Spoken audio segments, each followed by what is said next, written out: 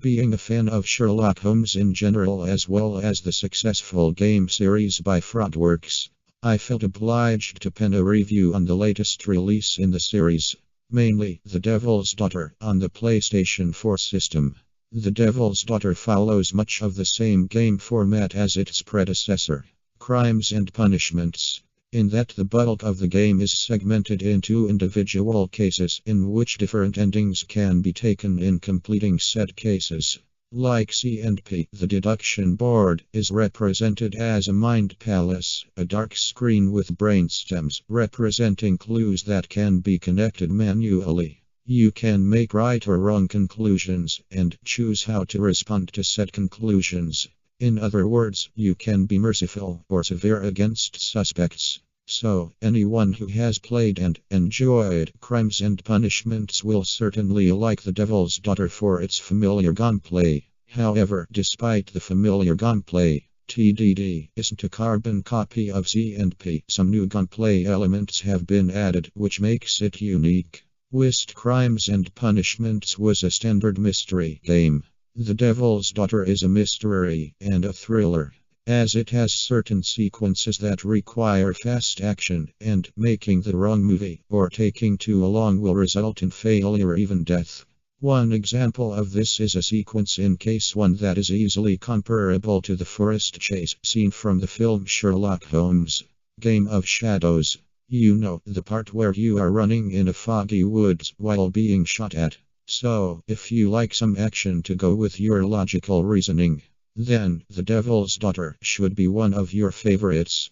Another improvement from Crimes and Punishments is the inclusion of a more free-roam type of gunplay. In the prior game, if players are to leave Holmes' flat in 221 Baker Street, then they are immediately taken to the fast travel map to the next location. In The Devil's Daughter, London is fully explorable. Now, whenever you leave the flat, you can walk through the street outside. It is as if you really are Sherlock Holmes in late 1880s London, England. And now for the spoiler section of this review. If you haven't played the game or watched it via YouTube, please skip over this section. You have been warned. The Devil's Daughter is not so much a sequel to Crimes and Punishments, but more of a sequel to The Testament of Sherlock Holmes, which Crimes and Punishments was a prequel of. In Testament's climax, it was shown that following Prof. James Moriarty's death for real, this time he left behind a daughter, which Holmes took in per Moriarty's dying wish, as he was the only one worthy enough to teach her.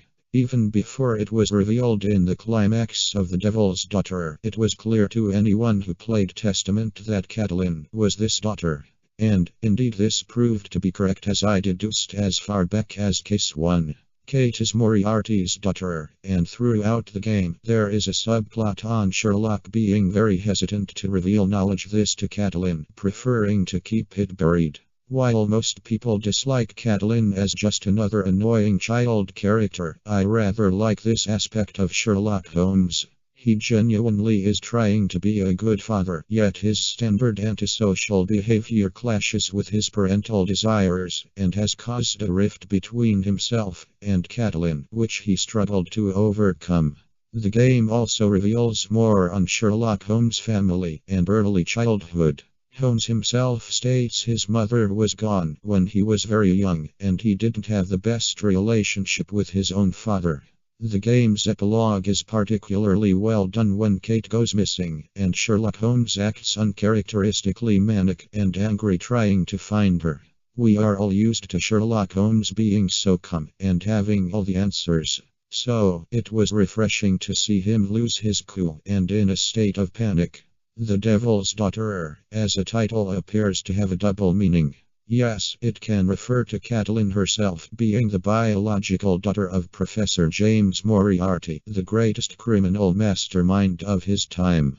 But it also refers to new antagonist Alice, a woman who targets Catelyn, and is an occultist with a personal grudge against Sherlock Holmes. So, in that case, the game's title has a literal meaning.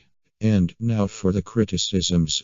Honestly, my only critique is that The Devil's Daughter is shorter than Crimes and Punishments in comparison. Crimes and Punishments had 6 full cases in total. The Devil's Daughter, on the other hand, has only 4 cases, plus a 5th that is really just a short epilogue to the game's subplot. So, the only flaw that I can speak of is the shorter playtime.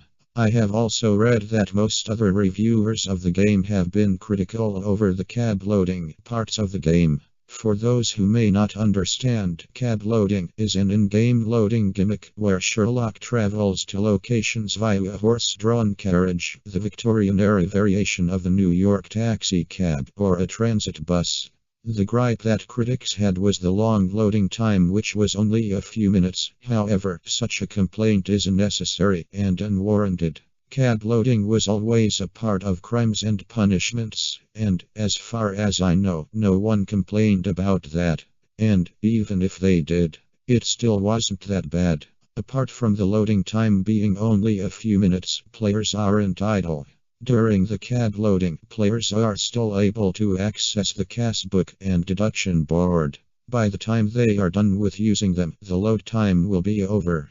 Also, the options menu gives players the option to disable cab loading, which I would personally advise against, as it instead enables a standard loading screen. So, really, what exactly is the problem with cab loading? Another critique regards the change of voice acting, and some minor criticism regarding character designs. Okay, fair enough. I was a bit disappointed that the prior voices didn't return, but not so much that it completely ruined the game for me.